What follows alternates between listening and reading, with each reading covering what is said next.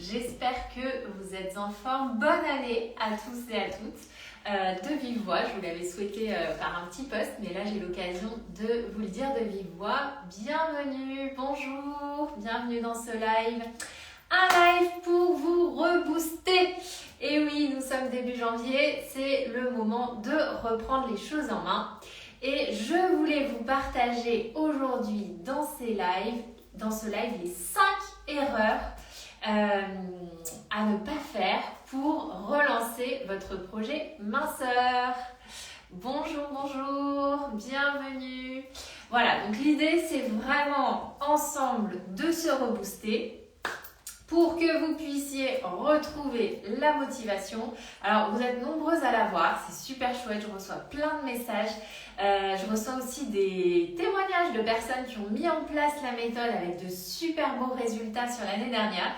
Donc, c'est très chouette, ça m'a énormément touchée. Merci à vous pour tous vos messages. Bonjour Brigitte. Je sens vraiment qu'on a une bonne énergie là en ce début janvier. Bonjour, bonjour à tous. Et c'est mon premier conseil et c'est la première erreur dont je voulais vous parler, l'erreur à ne pas faire, qui serait de ne pas capitaliser sur cette bonne énergie de janvier. Voilà, en janvier, il y a cette énergie de renouveau, une envie de mettre en place plein de choses après cette petite pause de fin d'année avec les fêtes. Donc vraiment, ne faites pas cette erreur qui serait de vous dire « j'attends un petit peu, on verra plus tard, je laisse passer janvier ». Non, c'est maintenant. C'est maintenant qu'il faut s'y mettre. Parce que on a une énergie qui est, voilà, comme je vous dis, qui est une belle énergie et qui va vous aider à vous motiver en ce début d'année. Donc vraiment, vous dites pas je laisse passer, j'attends, etc. On verra. De toute façon, il n'y a jamais de bon moment pour s'y mettre. Donc moi, je vous conseille vraiment de capitaliser sur cette belle énergie de début d'année. Deuxième erreur à éviter, ce serait de ne pas vous fixer d'objectifs. Il y a une phrase que j'aime beaucoup qui dit si on ne sait pas où on va, on risque pas d'y aller. Donc, hyper important de se fixer des objectifs. Je vous en parle beaucoup avec notamment le tableau de visualisation. On va faire ensemble, pour celles qui se sont inscrites et je suis ravie, des ateliers Boost de janvier où on va déterminer vos bonnes résolutions. En fait, les bonnes résolutions, qu'est-ce que c'est? C'est rien d'autre que des objectifs. Donc, se fixer des objectifs, ça aide à fixer un cap, à savoir où on va. Moi, je vous conseille d'avoir un objectif global qui est vraiment l'objectif final que vous souhaitez atteindre. Et dans ces cas, je vous le dis toujours les filles, soyez ambitieuses. Vous dites pas je voudrais rentrer dans un 42 alors qu'en fait au plus profond de vous, vous aimeriez rentrer dans un 38. Soyez ambitieuse, vous avez envie de rentrer dans un 38, et ben vous le dites, vous l'écrivez et c'est comme ça que ça va fonctionner. Delphine, bonjour Delphine, merci, meilleurs vœux à vous aussi. Donc voilà, premier objectif global, final, ambitieux. Voilà, vous voulez rentrer dans un 38, et ne dites pas 42. Voilà. Deuxième type d'objectif, ce sont des objectifs, je dirais, adaptés. Adaptés à vous, adaptés à votre profil. Dans mes livres, je vous parle, donc à la fin de mon premier livre, J'arrête de manger mes émotions, vous avez un petit test de profil et également dans mon deuxième livre, Programme 8 semaines pour arrêter de manger mes émotions, vous avez la possibilité de faire votre profil, d'établir votre profil qui est un profil effectué, que vous allez pouvoir le déterminer en fonction de votre niveau d'énergie. Si vous êtes profil koala, vous n'avez pas d'énergie. Vous êtes fatigué, le moindre changement vous paraît une montagne. Donc forcément, quand vous allez déterminer vos objectifs ou vos bonnes résolutions, eh bien, vous allez les adapter. Vous n'allez pas tout changer d'un coup, tout changer votre alimentation en une semaine pour un profil koala, c'est pas possible. En revanche, si vous êtes le troisième profil, le profil papillon, vous avez plein d'énergie, donc là vous pourrez peut-être avoir des sous-objectifs, je dirais, plus ambitieux. Donc vraiment hyper important de s'adapter à votre état du moment, votre état d'énergie du moment. Comment vous sentez-vous? Vous pouvez vous poser cette question, comment je me sens? Est-ce que je sens que j'ai une bonne énergie, que je me suis bien reposée, voilà, que tout va bien, ou au contraire, est-ce que je sens que je suis fatiguée, je suis stressée, j'ai beaucoup de charge mentale? Et bien à ce moment-là, on ajuste les objectifs et on les adapte pour vraiment que ça puisse être réalisable. Puisque l'objectif final quand même, c'est de réussir. Donc, on ajuste les objectifs, c'est fait aussi pour être ajusté. Parfois, vous pouvez penser que vous réussirez à perdre, je dis n'importe quoi, 3 kilos sur 2 mois, et puis finalement, ça a été plus compliqué que prévu, il y a eu des aléas de la vie, etc.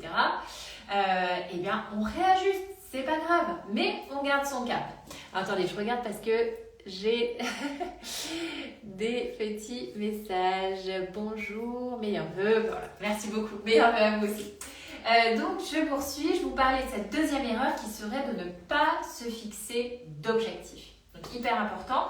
Comme je vous disais, on a ces visios, la boost de janvier, mercredi soir 21h ou vendredi à midi, vous pouvez encore vous inscrire, qui sont des ateliers pour fixer ensemble vos bonnes résolutions et donc vos objectifs.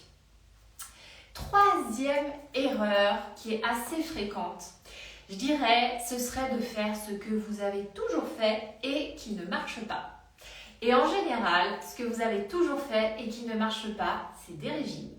Des régimes hypocaloriques hyper restrictifs où vous mangez 3 carottes et 2 feuilles de salade. Résultat, vous êtes affamé, fatigué, vous allez perdre bien sûr 5 kilos en une semaine, mais vous allez en reprendre 10 le mois d'après. Donc ça, zéro intérêt. Il y a aussi une phrase que j'aime beaucoup qui dit si vous voulez avoir des résultats différents de ce que vous faites d'habitude, eh bien faites différemment. Non, c'est pas ça. Enfin bon, bref, si vous voulez avoir toujours le même résultat, faites ce que vous faites toujours. Voilà. Et si vous voulez avoir un résultat différent, faites différemment. Exactement. En fait, à un moment donné, si les régimes, vous en avez fait des dizaines, ce qui est souvent le cas, en consultation, les gens me disent moi j'ai enchaîné les régimes, j'ai tout essayé. Bah oui, mais un régime, ça marche pas. Pourquoi? Parce que c'est pas un changement, je dirais, qui est sur le long terme. Et surtout, ça vous fait pas plaisir. Un régime, vous êtes en mode restriction, vous avez faim, vous n'êtes pas dans le plaisir au quotidien. Avec la méthode Isabelle Minceur, on se fait plaisir, on fait des bonnes recettes, des bons repas, et ça, on va le garder toute sa vie. C'est pas un régime, il n'y a pas de début, il n'y a pas de fin. C'est on change, et ensuite, voilà, vous gardez ça jusqu'à la fin de vos jours. Parce que tout simplement, vous appréciez, et en même temps, vous perdez du poids. Donc c'est ça qui est quand même génial. Deuxième chose, attention aux cures détox, les cures de jus, je dirais même les draineurs en comprimé, là, en complément alimentaire, etc. que vous pouvez prendre. Attention, ça pour moi c'est vraiment une grosse erreur, d'autant plus si vous êtes fatigué. Ça va venir affaiblir vos reins. Les reins, vous savez, c'est l'organe de l'énergie, de la fatigue, et ça va vous fatiguer davantage. Ça va être pire que tout. Alors oui, encore une fois, vous allez perdre très vite parce que quand on boit des jus toute la journée, forcément vous allez perdre, mais encore une fois, vous allez reprendre aussi vite ensuite. C'est pas du tout équilibré parce que vous n'avez pas les protéines, vous allez être dans le brouillard, vous allez être fatigué. Donc sincèrement, je ne vous conseille pas ces espèces de détox ultra rapides qui vous promettent monts et merveilles. C'est pas la solution. Sincèrement, c'est vraiment pas la solution. Donc ça, c'est vraiment, selon moi, une erreur à éviter en ce mois de janvier. Attention aussi aux aliments, super aliments, un petit peu miracles. Je pense notamment au matcha. Moi, j'ai une femme qui est venue me voir en consultation et qui s'était fait comme ça une cure de matcha, de thé matcha, mais elle en buvait toute la journée. Et en fait, oui, ça a plein de bienfaits, le matcha, etc. Mais attention à la dose, parce que même chose, ça peut affaiblir vos reins. Et du coup, elle était extrêmement fatiguée, parce que ça faisait des semaines et des semaines qu'elle buvait du matcha toute la journée. Donc attention, parce que même les meilleurs aliments voilà, dont on vante tous les mérites, s'ils sont pris en excès, peuvent avoir des effets indésirables. Et ça, c'est pas bon pour votre projet minceur, hein, parce que le projet minceur, faut être quand vous êtes trop fatigué, c'est plus lent. Donc, important de ménager votre énergie et votre vitalité pour mincir facilement et efficacement. Donc là, c'était ma troisième erreur.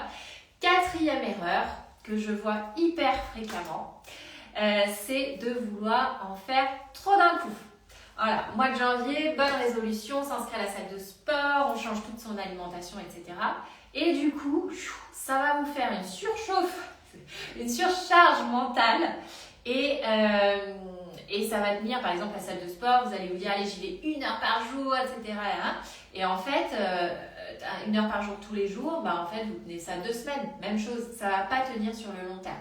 Donc vraiment, l'objectif, c'est que vous puissiez tenir sur le long terme ces bonnes résolutions, ces objectifs pour que les effets soient aussi positifs sur le long terme.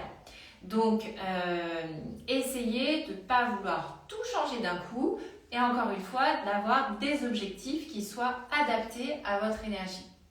Lundi prochain, je lance de nouveau un programme Impulse, le programme de groupe de la méthode Isabelle Minceur, 3 mois ensemble.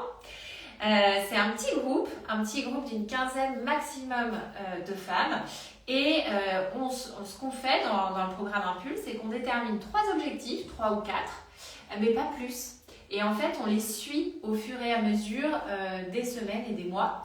Et ça, c'est des objectifs aussi adaptés à chacune en fonction de son niveau d'énergie, sa vitalité. Et on réajuste, parce que moi, je le vois souvent dans ce programme de 3 mois. Il y a des aléas de la vie qui font que parfois, ça n'a pas pu se faire comme vous le souhaitiez, mais c'est pas grave, on réajuste, on réadapte et surtout on ne lâche pas. Parce que finalement, ce qui compte dans le projet minceur, plus que tout, c'est la persévérance. Voilà, j'ai une femme qui m'a écrit, qui m'a dit l'année dernière, au mois de janvier, j'ai acheté vos 3 livres, avec mon mari, on a perdu chacun 10 kilos. C'est génial. Imaginez que ce soit vous l'année prochaine qui puissiez m'écrire et me dire j'ai débuté la méthode d'Isabelle Minceur et ça y est, j'ai perdu 10 kilos, je me sens super bien. Donc c'est chouette de se dire que vous pouvez changer totalement votre vie et vous sentir beaucoup mieux dans votre corps parce que c'est quand même ça qui compte. Donc là, j'ai été sur ma quatrième erreur. Et ma 5e erreur, qui est aussi hyper fondamentale, ignorer la dimension émotionnelle. Ignorer la dimension émotionnelle dans la perte de poids, c'est fréquent. Beaucoup de personnes vont se concentrer sur l'alimentation ou, grosse erreur aussi, penser que seul le sport aide à mincir. Ça, c'est faux et archi faux, je peux vous dire. Mais il n'y a pas que l'alimentation, il y a aussi vraiment toute la dimension émotionnelle. La dimension émotionnelle, ça va intégrer évidemment le stress, la fatigue, la charge mentale. Donc tout ça, on apprend à gérer ça. En fait, ça s'apprend à petit prendre du temps pour soi, s'écouter, pouvoir avoir des petites boîtes à outils pour gérer son stress quand vous sentez que ça s'emballe. Son sommeil. Dans le dernier groupe Impulse, on a fait un focus sur le sommeil. Il y a, je dirais, presque la totalité des filles du groupe qui se sont mises à s'endormir plus tôt. Eh bien, les effets sont incroyables. Ne serait-ce qu'une demi-heure de sommeil en plus par jour. Vous voyez, tout ça, ça va jouer et impacter votre projet minceur. Et évidemment, la psychologie positive. Parce que cette dimension émotionnelle, ce que vous allez mettre dans votre tête, je dirais même c'est ça le plus important, au niveau de vos pensées, voilà, quelle est la teneur de vos pensées, voilà. Est-ce que vous pouvez, c'est important de se poser cette question, est-ce que mes pensées en ce moment elles sont plutôt négatives, est-ce que je ressasse des éléments du passé, est-ce que je tourne en boucle sur des actualités qui sont accablantes, tristes, etc. Est-ce que je m'angoisse pour l'avenir, essayez déjà de mettre de la conscience sur vos pensées. Qu'est-ce qui se passe dans votre tête en ce moment? Ou au contraire, est-ce que je suis orientée vers des projets, vers des choses que j'aime faire, des activités qui me plaisent dans ma vie? En fait, tout ça, ce qu'il y a dans votre tête là, ça va directement impacter votre alimentation émotionnelle, parce que c'est ça qui va faire que vous allez finalement prendre du poids. C'est vraiment cette alimentation émotionnelle dont je vous parle dans chacun de mes livres. Et en particulier dans ce dernier livre, Je transforme mes émotions pour ne plus les manger. Dans ce livre-là, vous allez pouvoir identifier ces émotions qui vous font avoir de l'alimentation émotionnelle. Donc vraiment, être au clair déjà, prise de conscience, qu'est-ce qui se passe dans ma tête? Et après, remplacer. Alors déjà aussi, à un moment, stopper. Si vous êtes en boucle sur quelque chose qui est négatif, stoppez. C'est un moment de se dire maintenant stop. Vous avez ce pouvoir-là. Parce que finalement, vous savez, il y avait un ouvrage, là, je ne sais plus le titre de l'ouvrage, mais qui parlait du petit hamster là, qui tourne dans sa roue. C'est un peu ça aussi, parfois les pensées qui s'auto-alimentent par du négatif. Donc à un moment, c'est de se dire maintenant stop. Je prends les choses en main, j'oriente mes pensées vers autre chose. J'oriente mes pensées vers des projets, des envies. Donc vous pouvez faire votre tableau de visualisation. Ça, c'est quelque chose qui vous permet aussi de vous orienter vers l'avenir et de ne pas rester bloqué dans des choses compliquées, notamment du passé. Moi, je rencontre en consultation des personnes, mais d'une résilience incroyable. Et voilà, c'est un moment aussi de se dire j'avance, je m'oriente plutôt vers l'avenir. Et tout ça, c'est en lien avec le poids, évidemment, parce que nos émotions et notre poids sont intimement liés. Donc, à un moment de dire stop, on arrête le petit hamster dans la tête, et puis de rajouter des pensées positives. Des pensées positives, évidemment, par les affirmations positives que vous pouvez écouter. Vous avez dans mon podcast Isabelle Minceur, je vous ai fait plusieurs épisodes d'affirmations positives que vous pouvez écouter. Vous pouvez aussi, le positif, c'est tout ce que vous lisez, tout ce que vous écoutez, donc en termes de podcast, en termes de lecture. Pour vous donner un exemple hyper personnel, là, pendant mes vacances, j'ai écouté, en fait moi j'aime beaucoup écouter ou lire des biographies ou des histoires vraies de gens inspirants. D'ailleurs, si ça vous intéresse, dites-moi en commentaire et je vous ferai une petite vidéo avec peut-être des livres qui m'ont marqué de personnes inspirantes. Alors ça peut être des sportifs, ça peut être des gens qui ont eu des vies assez incroyables, et ça je trouve que c'est hyper motivant parce que c'est très proche du projet minceur en fait. C'est des gens qui cherchent et qui trouvent l'alignement dans leur vie, et ça c'est hyper important pour se sentir mieux à tous les niveaux. Et là pendant mes vacances, j'ai écouté des vidéos sur des vies de saintes, Sainte Thérèse de Lisieux par exemple, et c'était super chouette. J'ai trouvé ça hyper inspirant. Donc ça peut être tout type de personnalité, mais ça fait du bien en fait. Vous êtes intéressé pour les livres que je pourrais vous partager, mais vous me direz, ceux qui écoutent en replay aussi, là il y a des personnes qui me disent je suis intéressée, vous me direz aussi en commentaire ceux qui écoutent en replay, si ça vous intéresse, je pourrais vous faire une petite sélection. C'est divers et varié, je pense certains livres, là j'ai quelques idées en tête que je pourrais vous partager, mais en fait je trouve que quand on écoute ou qu'on lit des biographies ou qu'on écoute des vidéos sur là par exemple, ce que j'ai écouté dans les vacances, c'était l'épisode Le secret d'histoire sur Sainte Thérèse de Lisieux. Hyper inspirant. C'est des gens aussi qui ont les saints, mais aussi des personnalités, les sportifs, etc., qui ont des vies qui peuvent nous apprendre quelque chose, qui peuvent nous donner des petits plus dans notre vie.